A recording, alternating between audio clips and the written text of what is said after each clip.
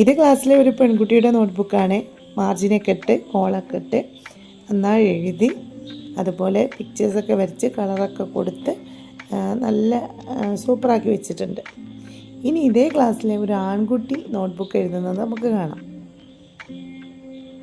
അല്ലേ. അവൻ എഴുതുന്നത് കണ്ടോ? ആ പേന കൊണ്ട് തന്നെ എഴുതുന്നതും കോളം വരയ്ക്കുന്നതും പിക്ചേഴ്സ് വരയ്ക്കുന്നതും ഒക്കെ ആ പേന കൊണ്ട് തന്നെയാണ്.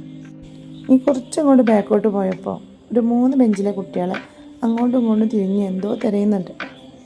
അപ്പോൾ ബെഞ്ചിൻ്റെ അടിയിൽ നോക്കുന്നുണ്ട്, പുസ്തകത്തിൻ്റെ ഉള്ളിലൊക്കെ നോക്കുന്നുണ്ട്. അപ്പോൾ ഞാൻ ചോദിച്ചു, എന്താ നിങ്ങൾ ഇത്ര കാര്യമായിട്ട് തിരയണത്, എന്താ നിങ്ങളത് പോയത് ചോദിച്ചു.